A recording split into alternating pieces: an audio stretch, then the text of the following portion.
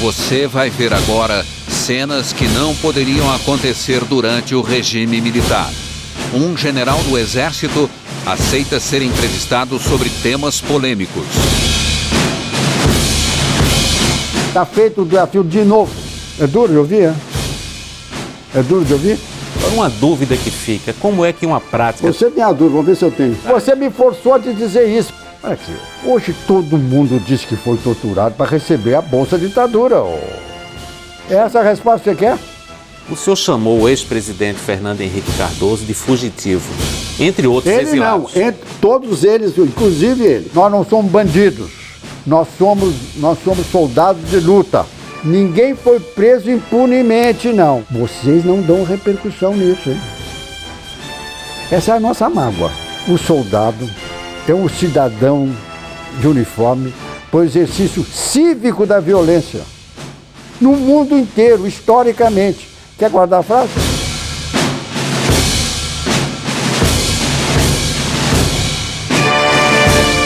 Leônidas Pires Gonçalves ocupou o posto de chefe do Estado-Maior do Primeiro Exército no Rio de Janeiro.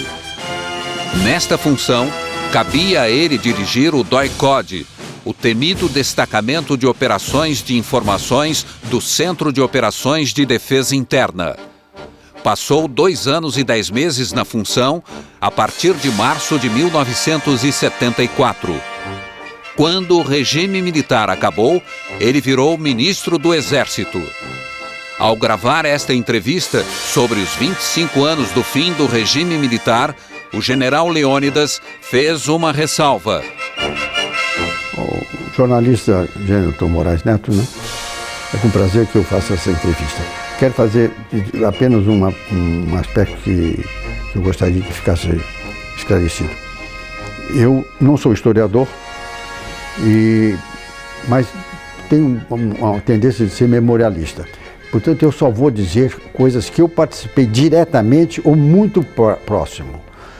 Porque eu acho que um dos grandes erros de história, seja de qualquer país, não apenas do Brasil, são as versões serem mais verdadeiras do que a verdade. Em seguida, pediu que suas ideias não fossem suprimidas na edição.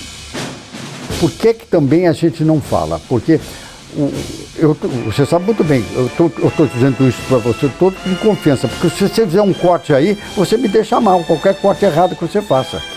As palavras do general são um documento. O que um militar de alta patente tem a dizer sobre uma fase conturbada da história recente do Brasil. Aos 88 anos de idade, o general diz que não teme controvérsias.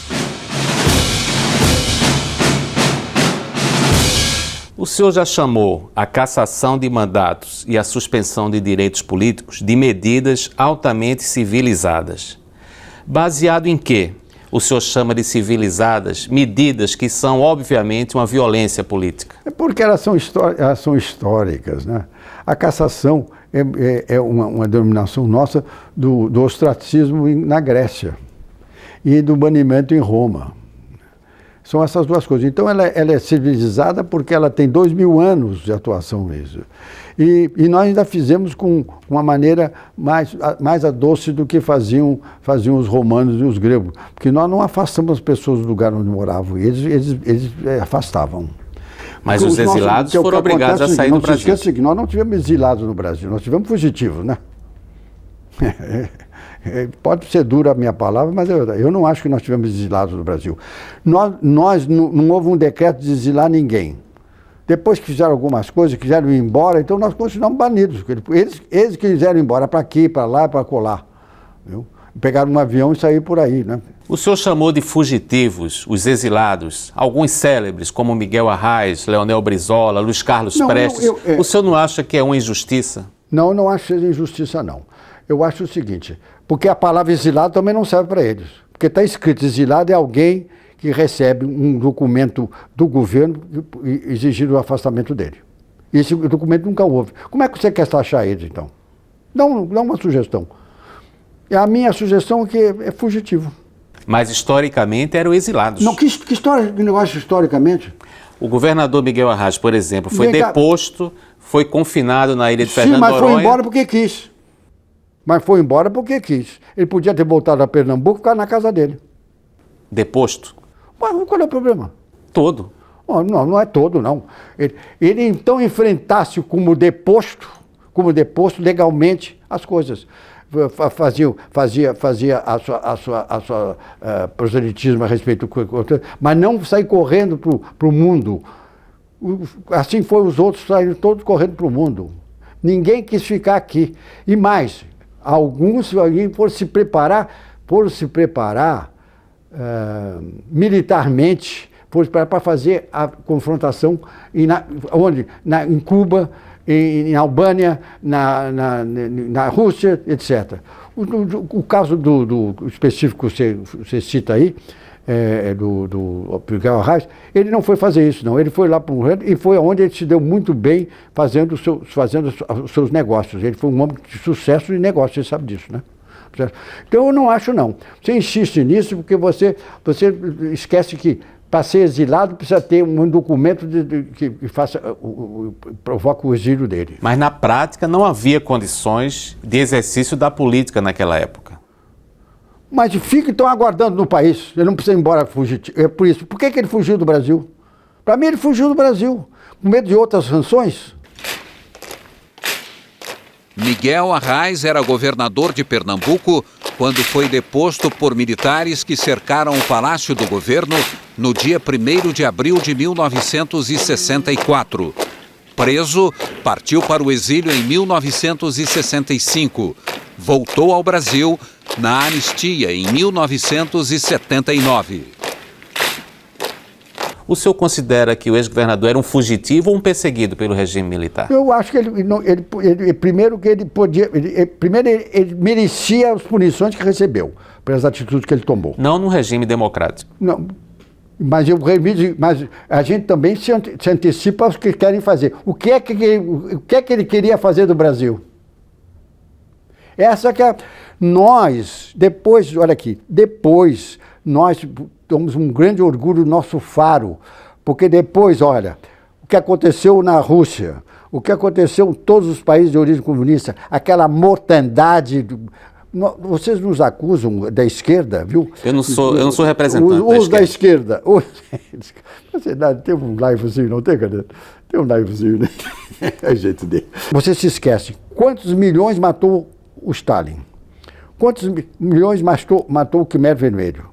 Quantos mil matou o Fidel Castro aí nessa ilha dele? 17 mil. Olha aqui, e outra coisa, que geralmente o exilado é um homem que sofre restrições e não sei o quê. Os homens que foram para o Chile, bem, eu queria tirar o curso que eles tiraram lá, viu? São Fernando Henrique era professor universitário, com a vida muito bem organizada, viu? Vivia com maior naturalidade, sem nenhuma restrição financeira, por exemplo o ex-presidente Fernando Henrique, só para dar um exemplo. Então, eu digo assim, exilado é uma coisa, quem vai voluntariamente, que eu gosto de chamar de fugitivo, é outro. Não faça convite. Essa tua convicção de exilado precisa acabar com isso, porque para nós... Mas não é convicção minha, é um fato histórico. Pois é, não é um fato histórico, não, senhor. O fato histórico é que tivesse uma lei fazendo o exílio. Esse fato histórico foi forçado pela mídia para bater no mesmo tambor. Bam, bam, bam, bam, bam, bam, bam, bam. Não, mas se não eram exilados, por que o governo militar promulgou uma lei da anistia permitindo que eles voltassem? Se não existiam exilados, para que uma lei da anistia? O que acontece é o seguinte, porque eles estavam assustados e nós dissemos para eles, pode ver que não tem perigo nenhum. Já tem isso, né? Mais do que fugitivos, eram assustados ainda, né? Eu sempre pergunto uma coisa, alguma coisa tinham feito para ir embora? O senhor chamou o ex-presidente Fernando Henrique Cardoso de fugitivo, entre outros exilados. Não, todos eles, inclusive ele. Todo mundo que foi embora sem ser expulso do Brasil, eu considero fugitivo. Sem exceção. É a minha opinião. Positivos. O presidente Fernando Cardoso, para mim, são fugitivos. Porque se eles tinham uma ideia, e essa ideia está sendo confortada, e fizeram alguma coisa que merecesse, enfrentasse a justiça.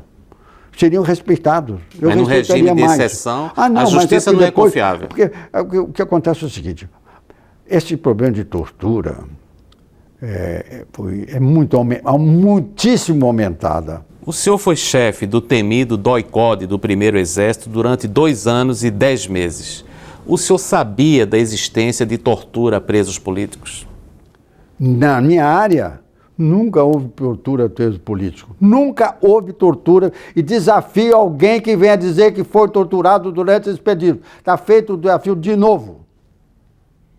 Foi de 74 a 77.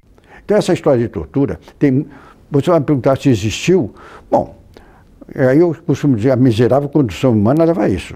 Com medo da falar da tortura, eles eram grandes delatores, não? Muito, grandes delatores. Que um do Comitê Central delatou toda a turma para o meu esquema de segurança no Rio de Janeiro. O senhor está dizendo, é uma acusação grave, que pagou a um integrante do Comitê Central do Partido Comunista para delatar seus companheiros. Quem pagou, o senhor? Não, a organização. O senhor tem ideia de quanto foi? Nunca me contactei com nenhum subversivo. Pessoalmente, nunca. Isso não era minha missão. Minha missão é dirigir o órgão que faz isso. E quem foi a ideia de pagar? O senhor está falando do Foi minha, porque fui militar na Colômbia e aprendi que lá eles compravam todos os subversivos com dinheiro. E eu, quando propus isso ao DOI-CODE, ele dizia, não, mas general, não é isso, não é isso. Ele então foi preso e ele mostrou o dia que ia ser a reunião, aquela de São Paulo, que você sabe muito bem, da casa da Lapa. Foi ele que deu o dia e a hora e tudo, por 150 mil, entregue para a filha dele em Porto Alegre. Houve outros casos em que o DOI-CODE pagou a prisioneiros em troca de informação? Você está falando de um DOI-CODE, o meu do Rio de Janeiro. O único caso foi esse, então? Não. No seu caso. No seu... O senhor faz uma acusação que é de extrema gravidade. Um integrante do Comitê Central do Partido Comunista teria recebido dinheiro para dar informações ao Exército. Ele deu por 150 mil, mandei entregar. Quando eu digo a gente fala funcionalmente. Como eu te disse, eu nunca falei com um subversivo. O dinheiro que foi entregue a esse integrante do Comitê Central do Partido Comunista em troca de informações, segundo o senhor diz... Ela se formou. Saía como? Do Primeiro Exército? Nós tínhamos... Qual era o... Existia uma caixinha? Quem é que caixinha? Nada. Um serviço de informações tem verba oficial para cumprir as missões. Mas as informações que ele passou, segundo o senhor diz, em troca de dinheiro, de onde é que resultaram em mortes. Resultaram? Claro, resultaram. Por quê? Porque ninguém se entregou quando nós chegamos lá. Nós não. Aí foi entregue a São Paulo, porque nós temos áreas delimitadas de operação. Foi entregue a São Paulo.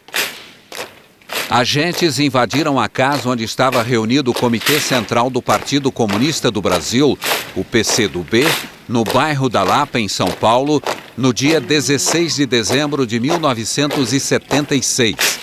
3 dirigentes do partido foram mortos na operação. São Paulo chegou lá e deu ordem de prisão. Já recebeu bala de lá. Foi recebida a bala. E morte, quem começa a guerra não pode lamentar a morte. É duro de ouvir, É duro de ouvir? Quem começa a guerra não pode lamentar a morte. Nós não começamos guerra nenhuma. Até o momento da bomba de Guararapes não tinha corrido sangue no Brasil. A bomba de Guararapes foi o primeiro sangue no Brasil. Realmente é confirmado que a bomba foi feita pelo pessoal da AP. Uma bomba explodiu no saguão do aeroporto dos Guararapes, no Recife, no dia 25 de julho de 1966. Um almirante e um jornalista morreram na hora. O atentado foi cometido por 2 militantes da AP, a Ação Popular. E você tem noção de que quantas pessoas mataria a bomba se o aeroporto tivesse cheio? Nós calculamos mais de 50. Inclusive é um terrorismo não pontual, que é um mais criticável ainda. Porque matava gente que estava lá, até por curiosidade estava lá. O que é que o senhor ouvia sobre tortura? Chegava ao conhecimento do senhor? O senhor ouvia Na minha área, não. Na minha área, não. Numa madrugada, lá nos confins, dois antagonistas se encontram, você pode esperar tudo. Pode esperar tudo. Então não se esqueça que essa gente que fala muito em tortura, como se nunca tivesse torturado ninguém. Você acha que pegar um embaixador, um homem acostumado a ser reverenciado, botar dentro de um carro acaronhada, matar o seu segurança e depois ficar num quartinho de 2x2 ameaçado, não é tortura? Tortura psicológica e forte. Vamos acabar com essa história de tortura só de um lado, viu? A seguir. Olha, sou melhor da cá, hein? Dos dois, guerra é uma... Sabe o que eu costumo dizer de guerra? Todo mundo tem uma palavra sobre guerra, mais ou menos no mesmo tempo. Guerra não tem nada de bonito a não ser a vitória. O dossiê Globo News volta já.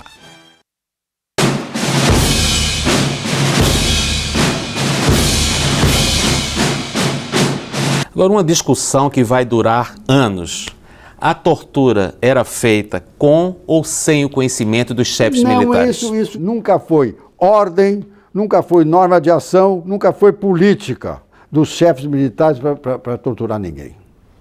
Por que eu, por exemplo, o meu DOI-CODE era muito vigiado por mim? Porque o meu DOI-CODE era feito de exército, marinha, aeronáutica, política, bombeiro, civil, desenhista. Eu sei a formação do oficial da AMAN, mas não sei dos outros lugares, não. Então a gente tinha que policiar. Porque aí eu repito sempre, a miserável condição humana leva a fazer as coisas mais criticáveis. Porque tem gente que gosta de torturar. Tem gente que gosta de torturar. Havia militares que gostavam de torturar. E civis também. E subversivos também. Agora, uma dúvida que fica, como é que uma prática... Você tem a dúvida, vamos ver se eu tenho. Como é que uma prática tão grave como a tortura ocorria em quartéis sem o conhecimento dos superiores? Não, esse problema de ouvir em quartéis, você tem que dizer o seguinte... Há relatos de prisioneiros. Quartéis, você diz, porque na minha área não havia tortura em quartel nenhum. Eu não... Mas houve todo tortura, mundo fala por exemplo? na OBAN, fala não sei o quê. Muito bem. A OBAN era a sigla da Operação Bandeirante, uma organização criada pelo Exército em São Paulo em 1969 para centralizar operações contra adversários do regime militar. Eu digo o seguinte... Há dezenas de relatos. Há três coisas pontuais, né? Coisas pontuais. Falo no Herzog, eu não tenho a menor dúvida que o Herzog é um suicida. Eu não tenho a menor dúvida. E não há a menor dúvida de que ele foi torturado também. Há relatos. O Herzog para quê? O Herzog não tinha significado nenhum. Vladimir Herzog foi torturado nas dependências do Exército em São Paulo. Isso é inegável. Bom, para mim, eu não posso afirmar sim ou não, porque eu não vivi lá, não conheço, eu nunca fui da UBAN, não sei nada da UBAN. Nada da UBAN. Agora, essas coisas acontecem intramuros, você sabe disso, né? O jornalista Vladimir Herzog apresentou-se para depor no dia 25 de outubro de 1975 no 2º Exército em São Paulo, porque era suspeito de ligações com o Partido Comunista, que na época era ilegal. Cerca de 8 horas depois, estava morto. Eu não tenho dúvida que o fato ficasse no ar. Mas houve um inquérito feito por um general da maior gabarito, um homem de uma moral impecável, feito de propósito, que fez os estudos tintim por tintim, e o resultado do inquérito foi: ele é suicida. Agora, por que eu acho que também que ele é suicida? Vou te explicar. Você não sabe o que é um subversivo preparado. Um subversivo preparado é um soldado guerrilheiro, viu? É um soldado guerrilheiro, que a gente respeitava. Respeitava. Vamos enfrentar gente dura. Aquele rapaz, aquele senhor, ele era moço, né? Ele não tinha preparo nenhum. Ele era professor, né? Ele era jornalista, não tinha preparo nenhum. Quando prenderam ele eu tenho certeza que ele estava assustado. Porque eu vi muitos assustados quando viram que aquilo que diziam não era verdade e que eu mandava embora. Ele assustado, pensando que ia ser supliciado, não sei o quê. Porque a minha pergunta é assim, matar o Herzog para quê?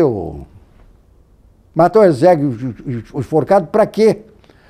O Herzog não tinha significação maior, ele estava ali para dar informações. Ele fez porque ele realmente, na minha concepção, ele se apavorou da circunstância em que ele estava, e o homem, quando fica nesse tipo de pressão, ele faz qualquer coisa.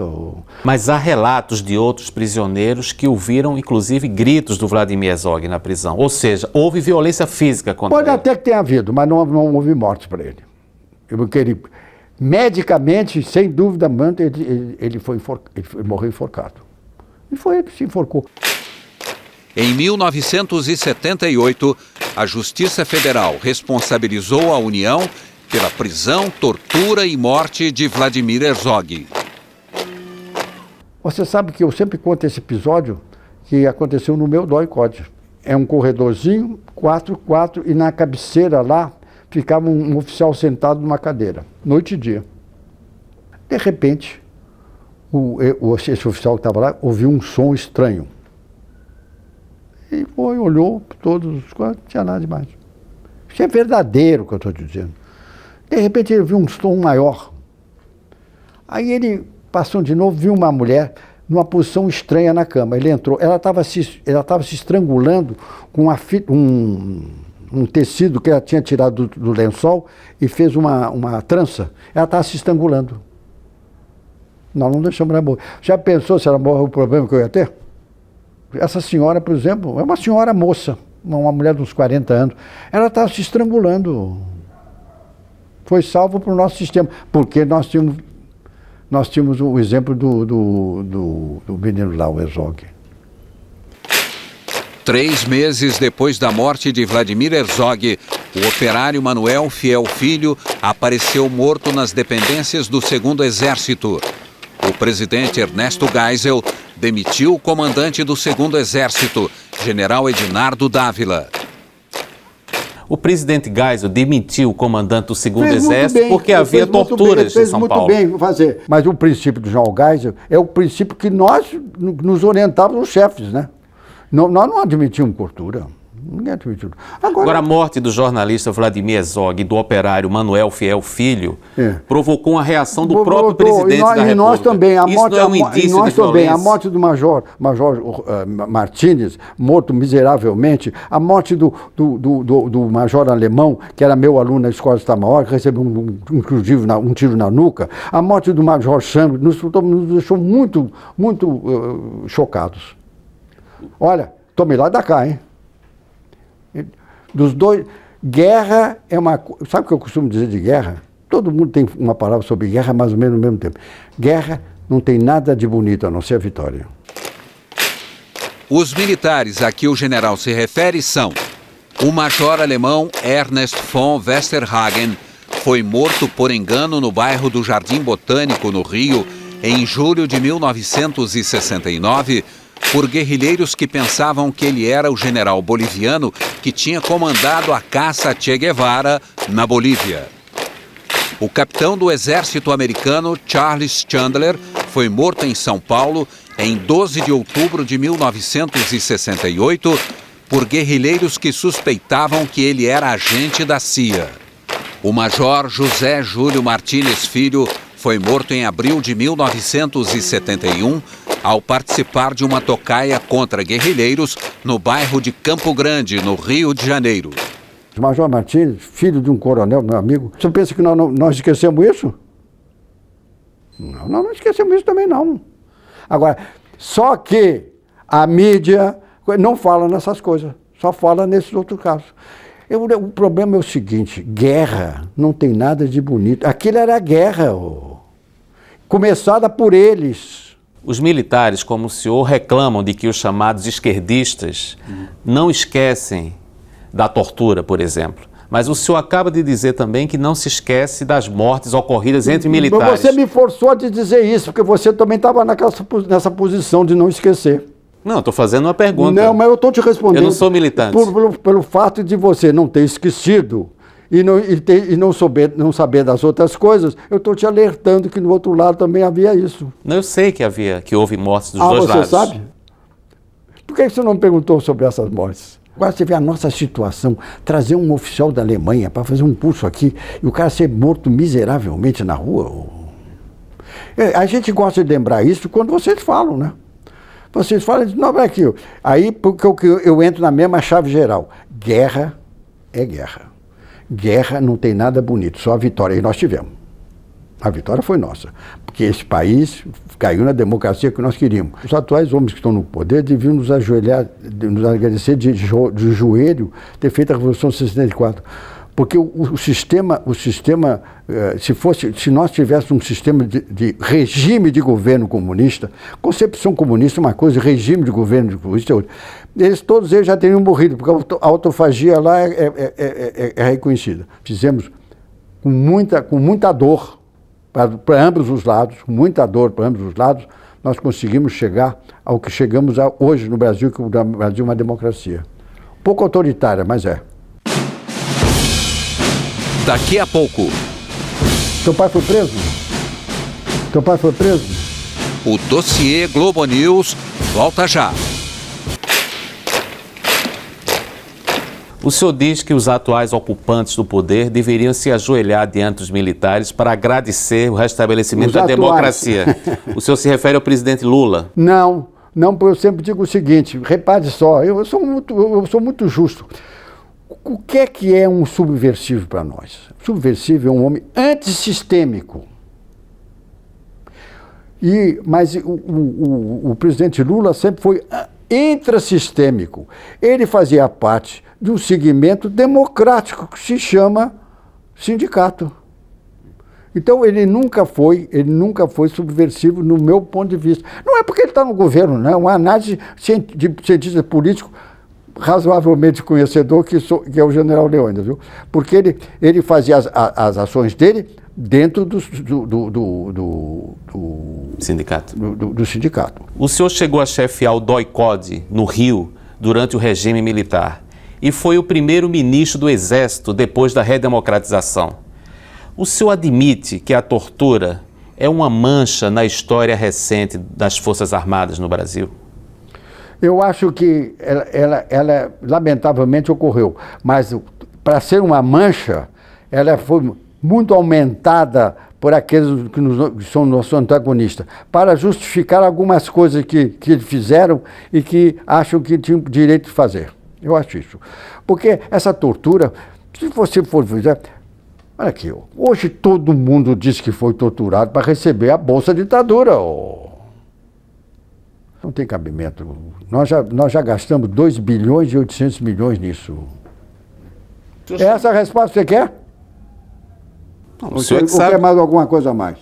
A pergunta era essa, se o senhor concorda que a tortura é uma mancha lastimável na história recente das Forças Armadas brasileiras. Eu acho que é uma mancha, para chamar de mancha, com que dimensão você tem essa mancha? Porque se você diz convenção histórica, eu acho que foi um trabalho feito na mídia pela esquerda, que é toda infiltrada, né? Você sabe disso melhor do que eu. E foi no passado muito mais. Agora estão se liberando. No passado muito mais. Muito mais. Então, ainda hoje, o senhor acha que é infiltração esquerdista na mídia? Eu costumo dizer assim, pegar uma mancha do tamanho de uma formiga e bater no microscópio. E aí ficou com o tamanho do elefante. O aumento dos torturados em função da ambição financeira. O senhor diz que há infiltração esquerdista na imprensa, na mídia. Isso não é uma expressão dos anos 60 e 70 mundial, superada? Mundial até hoje. Mundial até hoje. Mundial. Eu não sou de nenhuma restrição à liberdade, mas eu acho que tem que botar do lado dela, assim, responsabilidade junto. Que orientação o senhor dava aos seus comandados do primeiro Exército? Olha, eu disse assim, informação que nós estamos para exercer com nobreza. Nós estamos aqui para resolver, defender os interesses do Brasil. Nós não estamos aqui para entender interesses de ninguém, nem pessoalmente. Segundo, nós não somos bandidos, nós somos soldados de luta. Por isso eu dou a seguinte orientação para vocês. Se você entrar num aparelho, lutando, e alguém levantar o braço, se você me atirar de um homem com o braço aberto, vocês vão se ver comigo, porque nós não somos bandidos. Agora, se você está na luta e acha que o indivíduo pode morrer, atire para matar. Dá uma orientação como eu estou te dando agora aqui. Depois eu dava algumas instruções de comportamento individual na hora da confrontação. Então é o seguinte, uma maneira, vamos dizer, simples para ter o alcance até do soldado, é o que eu fiz essa imagem, que no fundo eu queria dizer assim, não cometam arbitrariedade. Então por isso, na hora de dar chocolate, não se dá tiro. Na hora de dar tiro, não se dá contra o chocolate. E algum dos seus comandados atirou para matar? O senhor tomou conhecimento? Olha, eu tenho absoluta certeza que na luta muitos morreram também. E muitos mataram. Agora, na atitude de soldado. Porque vocês fazem uma... Olha aqui, parte de outra frase do General Leônidas. O soldado é um cidadão de uniforme para o exercício cívico da violência. No mundo inteiro, historicamente. Quer guardar a frase? Do General Leônidas. O soldado é o cidadão de uniforme para o exercício cívico da violência. Se você vai me perguntar se soldado mata, eu vou ter que achar graça.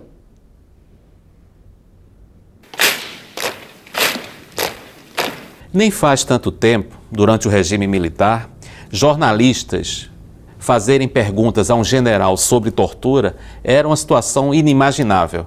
O senhor acha que o Brasil corre algum risco de voltar ao tempo em que jornalistas não podiam abordar generais como o senhor? Eu não sei se isso é verdade, porque toda a vida me abordaram e eu respondi. Durante o regime militar, não?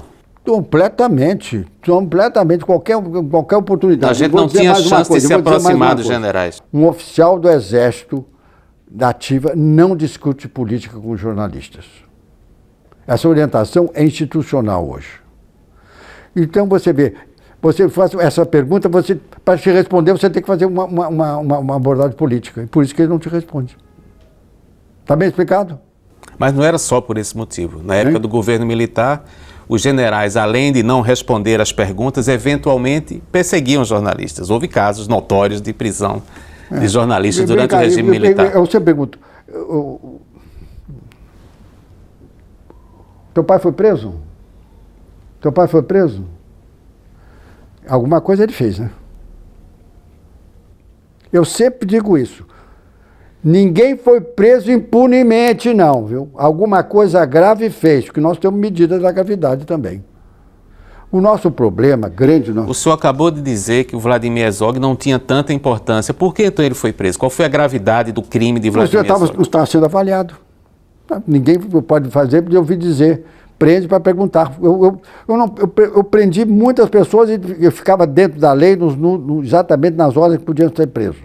E as perguntas típicas eram feitas. Não caracterizava, pode ir embora. Mas o senhor acha razoável prender para perguntar? Eu acho muito razoável. Na época que estávamos vivendo. Nós estávamos vivendo na época que ações antissistêmicas eram vultosas. E todos os dias, onde se assassinava, onde se assaltava banco, onde se raptava embaixador. Está vendo como é que é? Está vendo como é o outro lado? Agora, vocês não dão repercussão nisso, hein? Essa é a nossa mágoa. Que nós fizemos a revolução... Vocês quem? Os jornalistas. Não dão repercussão. Que tipo de informação o senhor passou ao então ministro do Exército, do general Figueiredo, Walter Pires, sobre Tancredo Neves? Eu sou soldado e soldado leal. Falei com o Walter pessoalmente. Eu disse para ele que o meu candidato é o presidente, é o Dr. Tancredo Neves, porque por essas razões, que eu acho que ele é capaz de pacificar o Brasil, etc. É os mesmos argumentos que eu te disse aqui. E ele não teve nenhuma reação contrária, absolutamente.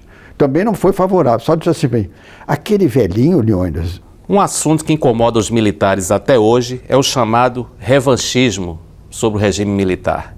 O que é que o senhor disse ao general Figueiredo ou ao então ministro do Exército, Walter Pires, sobre esse assunto? Revanchismo de quem e contra quem? Dos civis contra os militares. A verdade é a seguinte, uma das coisas que sempre nos deixou muito incomodados foi o revanchismo, quer da palavra, quer em atos. Porque eu não posso esquecer, viu, jornalista Genton, que a sociedade veio aos berros na rua pedindo que as Forças Armadas realizassem a Revolução de 64. O Exército Brasileiro nunca foi intruso na história do Brasil, sem instrumento da vontade nacional. E quando nós fizemos a Revolução de 64, nós estávamos cumprindo a vontade nacional. Então, eu tinha preocupações depois da Revolução que houvesse revanchismo. Eu tinha preocupações, por motivos óbvios, porque nenhum vencido fica parado depois que é vencido. Viu? E a realidade disso foi o que historicamente ocorreu depois. Então, especificamente com os dois, eu nunca tratei esse assunto. O senhor teve algum contato pessoal com o general Figueiredo para tratar da eleição de Tancredo Neves para a presidência da República? Conheço bem o Figueiredo porque ele foi meu aluno na Escola do Comando Estado-Maior há 3 anos. Diga-se de passagem, eu repito sempre, aluno brilhante. Um aluno brilhante. E eu sou da opinião de que a personalidade do João Figueiredo, no período que ele era presidente, já não era a mesma que eu conheci. Deve ter tido algum derrame cerebral, porque ele não era o Figueiredo que eu conheci. Era outro tipo de... Aliás, essa minha opinião é igual do João Geisel. A lucidez ele continua, mas aqueles rompantes deles não era muito normal.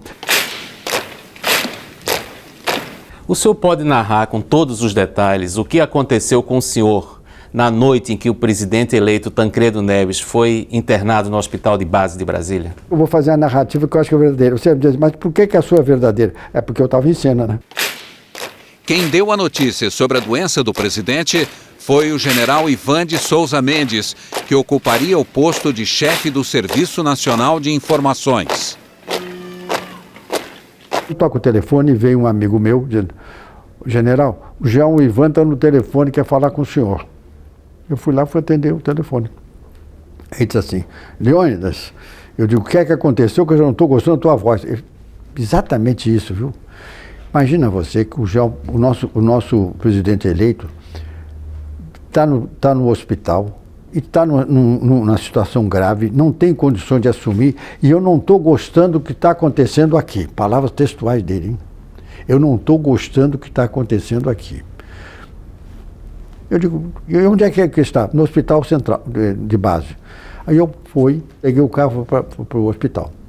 Cheguei no hospital, obviamente eu procurei onde estava o presidente Tancredo.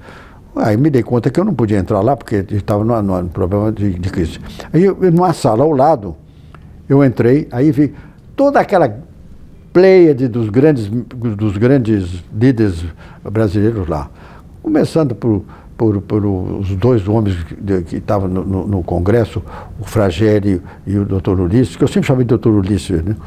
O Sarney, o Antônio Carlos Magalhães, Dornelles, Marco Maciel, enfim, toda essa gente conhecida, que eu não vou me estender, para não quero esquecer ninguém. Estávamos no centro da sala, reunidos, como se fosse jogador de rugby. Aí eu fui pedindo licença, com licença, e cheguei até o fim, no centro do terremoto, viu? Aí fiquei ouvindo. Me dei conta que o assunto era o seguinte, quem é que ia assumir no outro dia? E fiquei escutando mais um pouco e cheguei à seguinte conclusão. Eles estavam num impasse. Agora, curiosamente, eu digo hoje, eu não senti ambição nem do Dr. Ulisses, nem do Sarney. Mas você sabe o que é a entourage de cada lado, né? Eu ouvi mais um pouco, aí eu disse assim, mas esse problema pode virar um problema sério aqui. Aí eu disse assim, com licença, senhores. Assim mesmo que eu estou dizendo. Eu não sei qual é a dúvida dos senhores. Ficou todo mundo parado para me ouvir.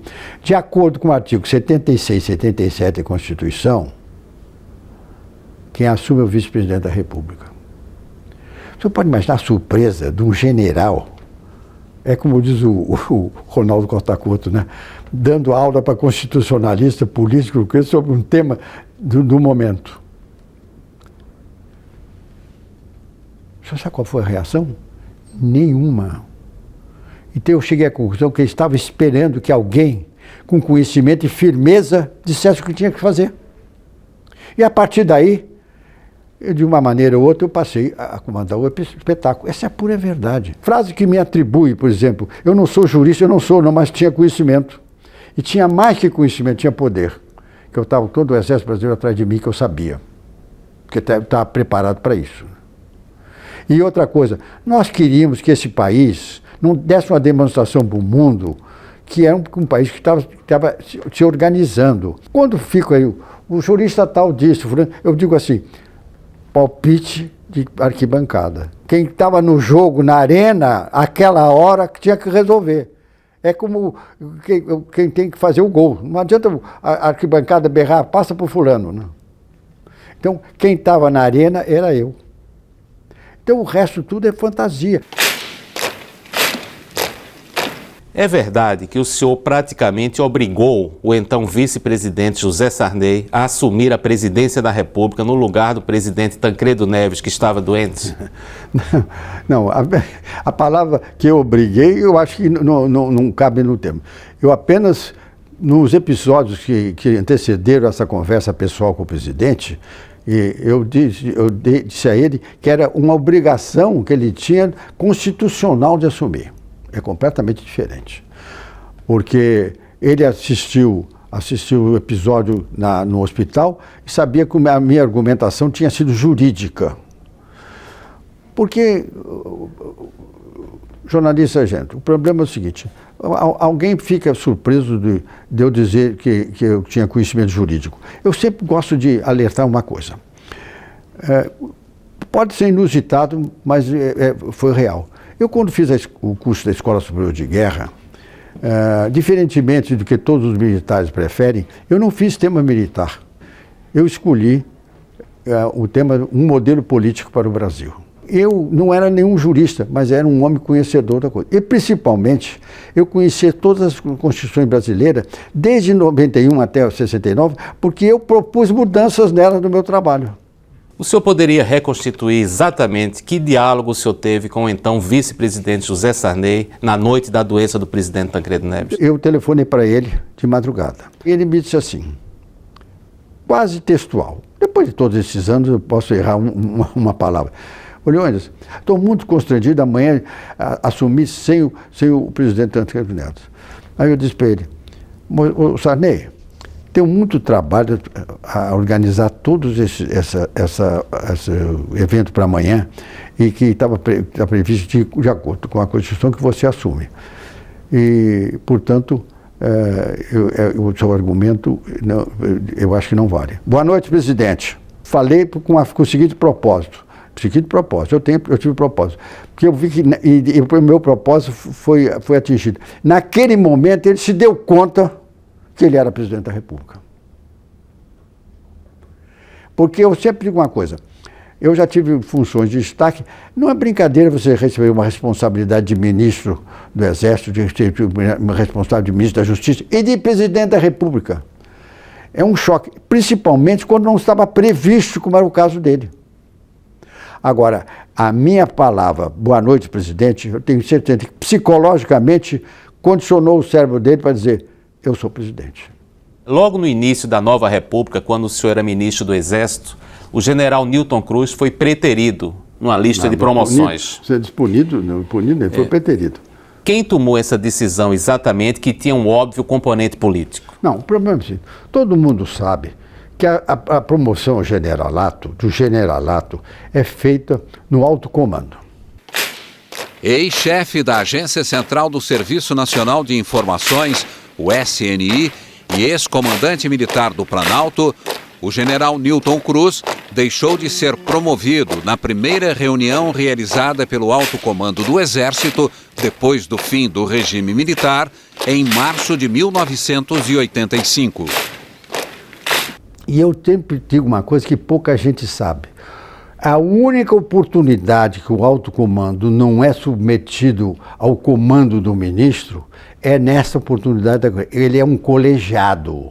Mas o senhor teve alguma participação Nenhuma, no fato de o general ter sido preterido? Nenhuma. O que acontece é o seguinte... Mas ele atribui Você acha ao que eu não senhor. conversava com as pessoas? Esse Nilton é maluco, por exemplo, um outro eu não sei o quê. Nas conversas de um almoço, essa é coisa que o Nilton faça. Então você tinha bem na plena certeza que o conceito dele estava muito abalado. Plena certeza. Ele não tem voto nenhum. 0 voto. Ele não sabe disso e nem eu contei nunca para ele. Ele teve 0 voto. Dos 13 generais, ninguém votou nele. Agora, ele atribui a mim, deixa ele atribuir a mim se ele faz bem, viu? Mas é uma injustiça. O que acontece é o seguinte, eu sempre digo assim, o general, todos os generais têm uma característica. Agora, o 4 estrelas tem que ter algo mais, viu, jornalista Geneton?